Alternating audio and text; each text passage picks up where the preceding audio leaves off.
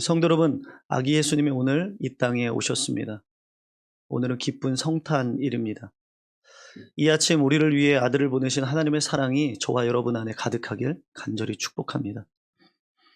그런데 여러분 그거 아십니까? 오늘만큼 이 사랑이라는 단어가 흔한 시대가 있을까 생각해 봅니다. 노래 가사나 TV나 영상이나 심지어 책이나 정말 주고받는 메시지 속에도 사랑이라는 단어는 굉장히 넘쳐납니다. 가정에서도 마찬가지고요. 특히 교회에서도 마찬가지. 그런데 참 역설적이게도 사랑이라는 단어는 많아지는데 그 어느 때보다 사람은 외로워하고 공허해하고 쓸쓸해합니다. 사랑이라는 단어를 많이 꺼내서 이야기하지만 외로움을 느끼지. 진짜 나를 사랑해주는 사람이 있기는 할까라고 갈급함은 커져만 갑니다. 그리고 좀 더 사랑해 보려고 하면 할수록 내 마음은 왠지 더 허전하고 힘겹기만 할 때가 있죠. 왜 그럴까요? 성경은 그 이유를 우리가 사랑을 조건적으로 하는 사랑에 길들여졌기 때문이라고 말합니다. 공부를 잘해야 사랑받고, 나에게 좀 잘해야 사랑해주고, 내 기분 맞춰줘야 사랑해주고, 우리는 늘 기브 앤 테이크, 사랑도 받아야 사랑해줄 줄 아는 것에 길들여져 있습니다. 그러다 보니까 우리 자녀들도 부모님의 사랑을 이해는 하지만 내가 뭔가 부모의 기대에 충족되어야 하지만 부모가 나를 사랑할 수 있다는 그 막연함 때문에 때론 부모의 사랑이 두렵기도 할 때가 있고 그 부모의 사랑이 압박감으로 느껴질 때도 있습니다. 그런데 중요한 것은 그런 사랑의 계산법이 우리 영혼을 갉아먹고 있다는 거죠. 그래서 기독교인조차도 오늘 말씀 요한복음 3장 16절 하나님이 세상을 이처럼 사랑하사 라는 이 말씀이 지식적으로는 너무 잘 알고 있지만 우리가 마음으로 그 말씀을 온전히 누리지 못한다는 겁니다.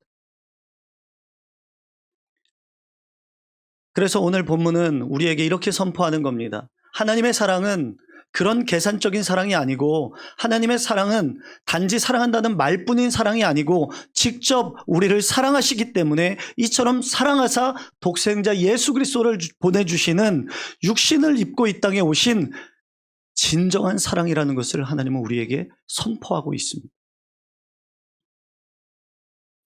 그럼에도 우리는 어떻습니까? 그런 사랑이라는 하나님의 사랑을 우리는 매번 말씀을 통해 듣고 있지만 우리는 하나님의 사랑을 온전히 믿지 못하고 자꾸만 그 사랑 앞에서 내 자격을 따져 묻습니다.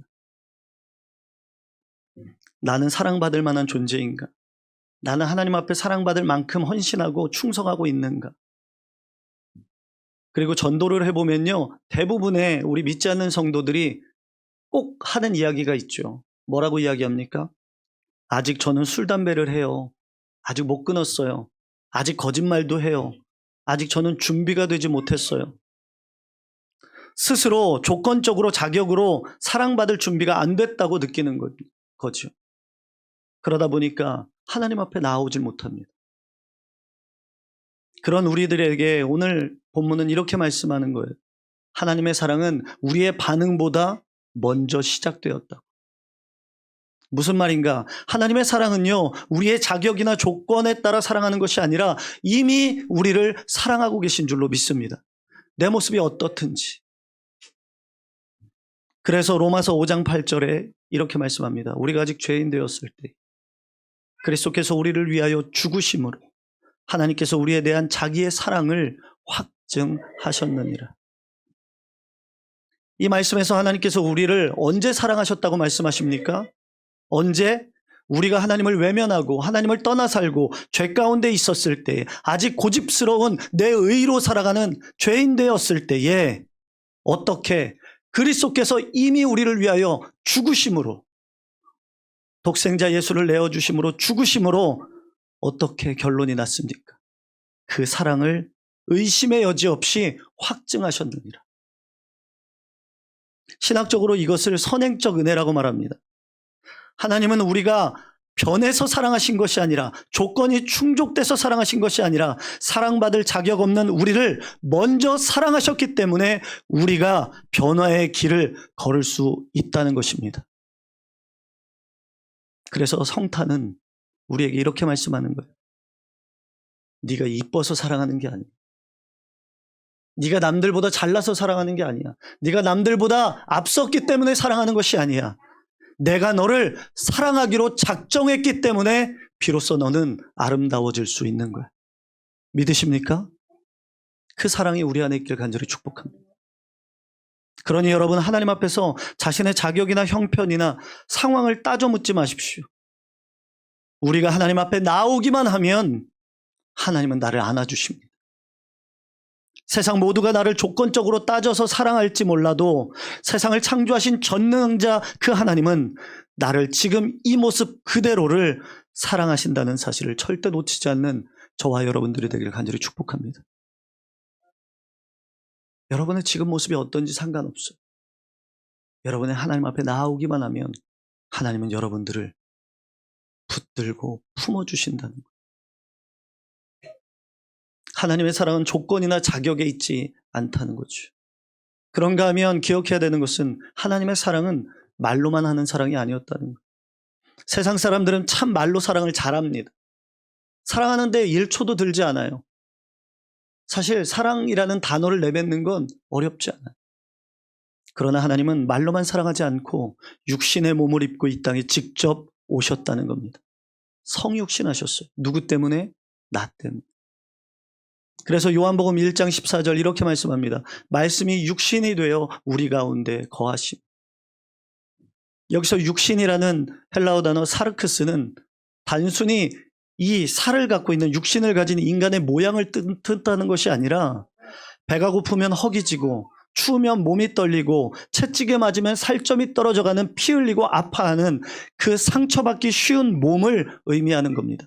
그 몸을 예수님께서 입고 이 땅에 오셨다는 거예요. 그렇다면 왜 전능하신 하나님께서 굳이 냄새나는 마국간에 그 구유에 누우셨을까? 여러분, 사랑은요, 거리를 두고서는 절대 완성될 수 없습니다. 자녀가 아플 때 대신 아파주고 싶은 것, 그리고 대신 그 아픔을 위해 울어주는 부모의 마음이 바로 성육신의 마음이에요. 내 자녀가 아파하고 고통스러워할 때 부모가 피눈물 흘리며 아파하지 않습니까? 예수님은 우리의 슬픔을, 아픔을 하늘 위에서 이해하기 위해 오신 것이 아닙니다.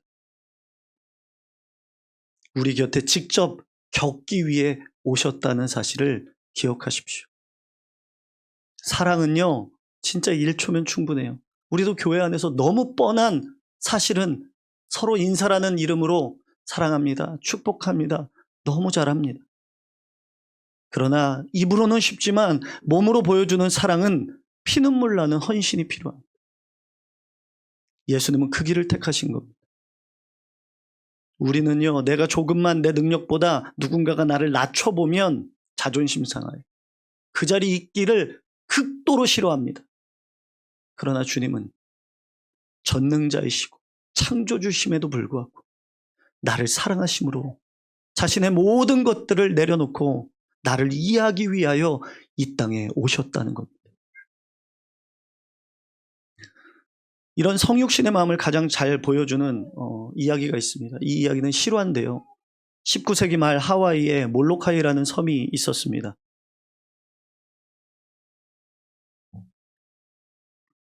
이 몰로카이 섬은 어떤 섬이냐면 문둥병자들, 한센병 환자들이 모여 사는 섬이었습니다. 그곳에는 33세의 젊은 다미안이라는 신부가 자원에 들어가서 그곳에서 성당을 해서 예배를 드렸습니다. 처음에는 그 신부는 지극정성으로 한센병 환자들을 돌보았습니다. 하지만 환자들은 마음을 열지 않았어요. 그 이유는 이랬습니다. 다미안 신부가 설교를 할 때마다 이렇게 설교를 하는 거예요. 다미안 신부가 하나님의 말씀을 전할 때마다 이 한센병 환자들이 마음속으로 이런 생각을 하는 거예요. 그래, 말씀은 알겠어. 그런데 너는 멀쩡하잖아. 너는 건강하잖아. 우리처럼 살이 썩어들어가는 고통을 너는 모르잖아. 당신은 그저 깨끗한 곳에서 외치는 공허한 말뿐 아니야? 이해가 되죠? 실제로 다미안 신부는 환자들에게 열심을 냈지만 함께 있으면서도 그들이 주는 음식을 피했고 몸이 닿지 않게 늘 조심스럽게 거리를 두었다고 그래요. 그러던 어느 날 다미안 신부가 끓는 물이 발에 쏟아졌는데 아무런 통증을 느끼지 못하게 되는 자신을 발견하게 됩니다. 자신도 나병에 걸린 거죠. 그 사실을 알게 된 주일 아침 다미안 신부는 강대상에 서서 떨리는 목소리로 첫 문장을 이렇게 시작했다는 거예요. 사랑하는 나의 형제 여러분, 이제 우리 문둥이들은, 다미안 신부는 항상 여러분이라고 부르던 그들을 이제는 자기 자신을 우리라고 부르는 그 순간 환자들의 마음이 무너져 내렸다고. 그들의 고통 속으로 직접 걸어 들어왔기 때문. 성도 여러분, 예수님이 이 땅에 오신 이유가 바로 이런 겁니다.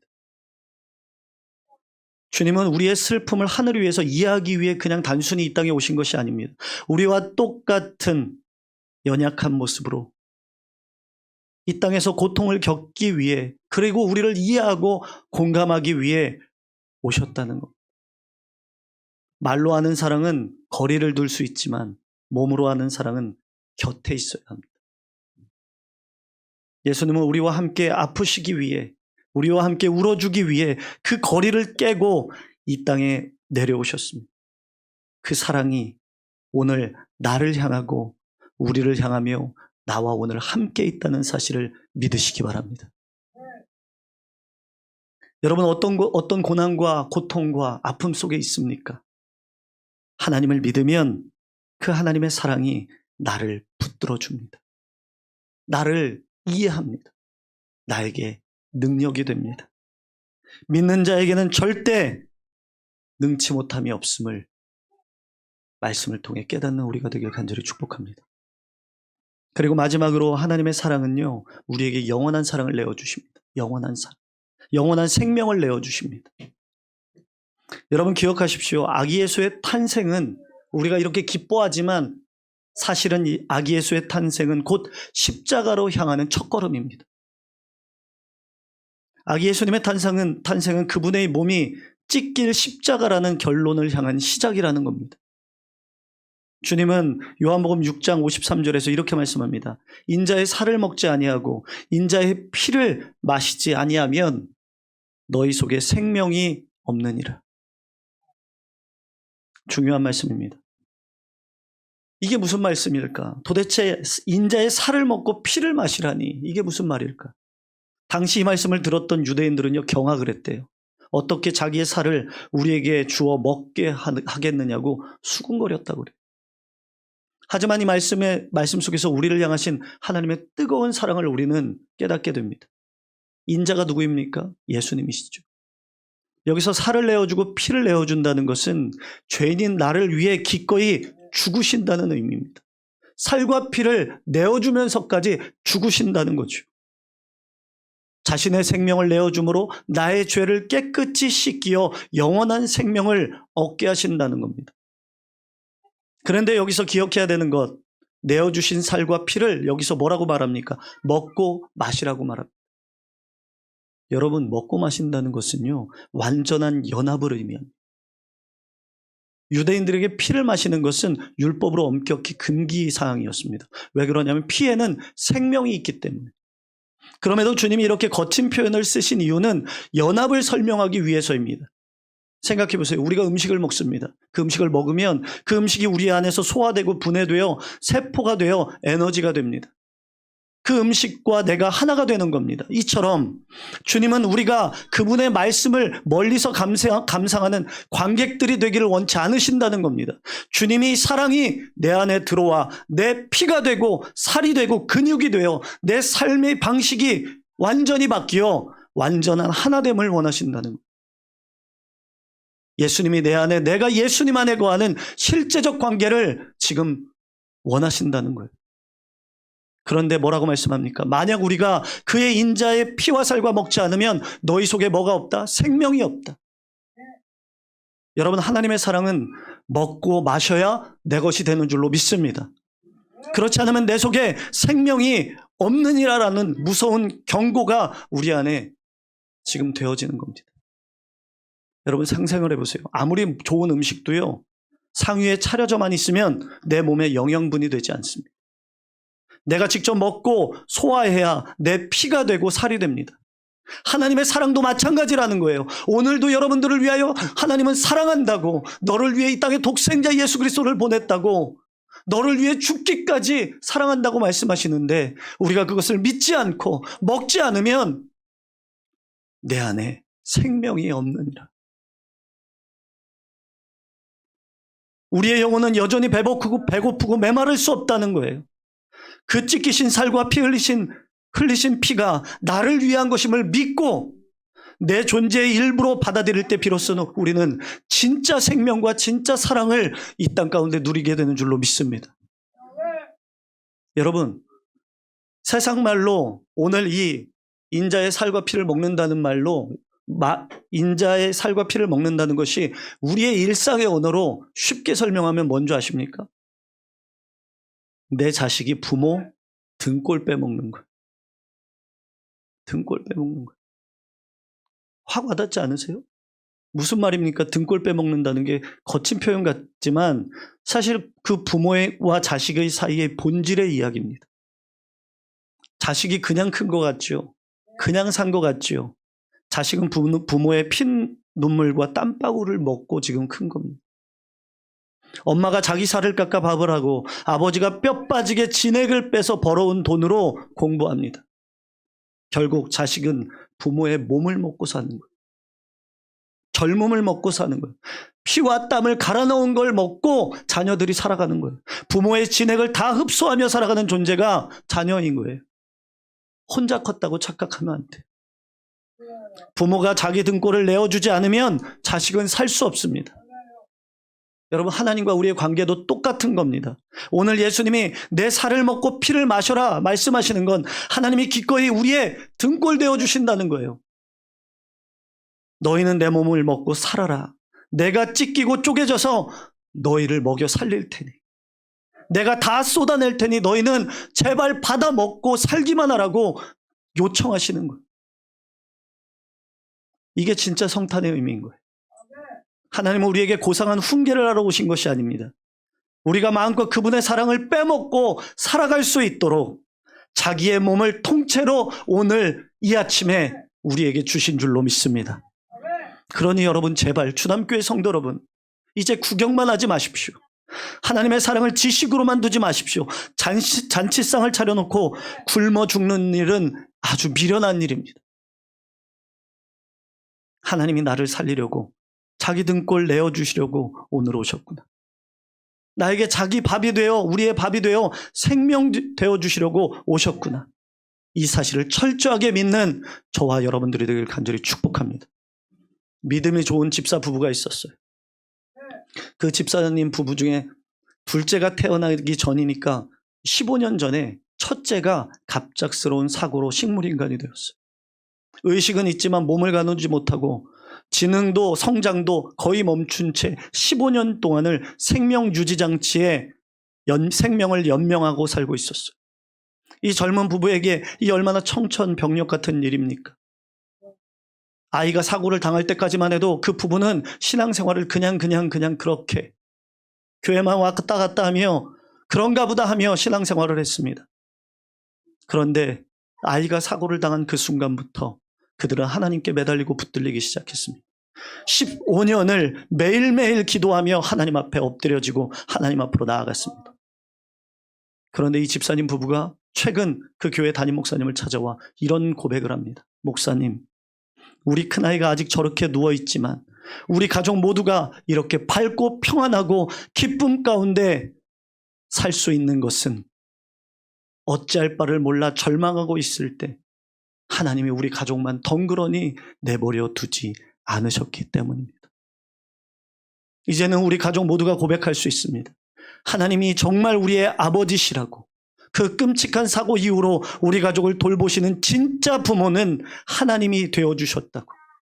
그 사랑이 오늘 우리 부부를 살아가게 한다고. 사랑하는 성도 여러분, 구약 성경을 보면 거친 광야 생활로 마음이 지친 이스라엘 백성들에게 모세가 이렇게 당부합니다. 하나님이 우리의 아버지 되신다. 그 크고 강하신 하나님께서 우리를 품에 안고 광야길을 걸어가고 계신다. 그렇습니다. 우리를 사랑하시는 하늘아버지께서 차갑고 외로운 길에선 우리를 그 넓고 따뜻한 품으로 안아주시는 줄로 믿습니다. 하나님께서 친히 우리의 아버지가 되어주셨다는 그 사실, 그 사랑을 가슴 깊이 새겨보는 이 아침이 되길 간절히 축복합니다. 성도 여러분, 우리는 사랑을 몰라서 상처받는 사람이 아닙니다. 사랑을 늘 조건으로만 배워왔기 때문에 하나님의 이 무조건적인 사랑이 믿어지지 않아 방황하는 것뿐입니다. 그러나 오늘 성탄, 이 아침 나 때문에 주님이 오셨습니다. 하나님이 이처럼 나를 사랑하사 그 말씀을 붙들고 때로는 힘겹고 때로는 혼자여서 외로울 것 같을지라도 그 변하지 않는 하나님의 사랑을 내가 깊이 묵상하고 철저하게 붙들음으로 이 광야 같은 인생을 넉넉히 걸어가는 저와 여러분들이 되길 간절히 축복합니다.